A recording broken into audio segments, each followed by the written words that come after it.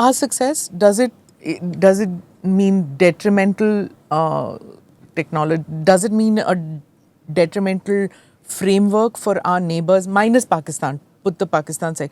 What does it mean for our neighbours? Does it make Nepal uncomfortable with it? Maldives, Prime Minister going to Maldives, it did make at one point of time, but now he seems to be okay with India rising. And how does our neighbourhood see us now?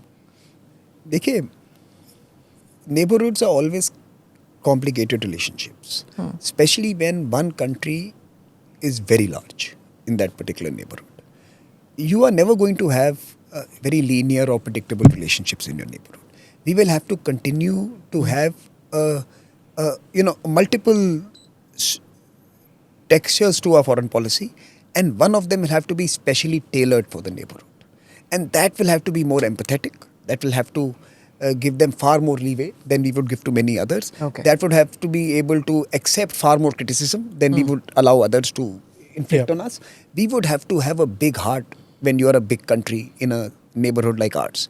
So, and by the way, we do that sometimes, and we get it right just sometimes. Couple of days back, right? 2 days back, Correct. Where we sent burn specialist, yesterday Bangladesh, yeah. to Bangladesh. But more Despite what's importantly, happening. Irrespective of we have to work with the people of our neighborhood. Yeah. And sometimes we'll have to cast aside our view of their politics. Sure. Right? And in that sense, we'll have to invest. Maldives model in a way. The way we dealt with Maldives. I think Sri Lanka, Maldives, by the way, even Bangladesh more recently. Yeah. Right? Nepal.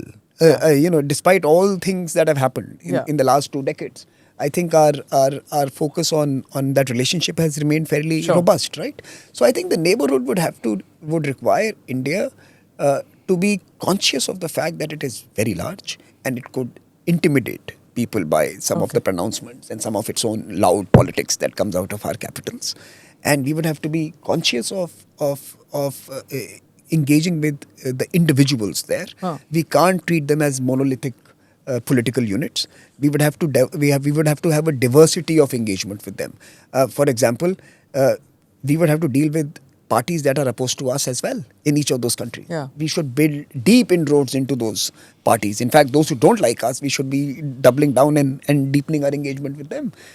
The point here is that no big country in any neighborhood has been able to get it absolutely right.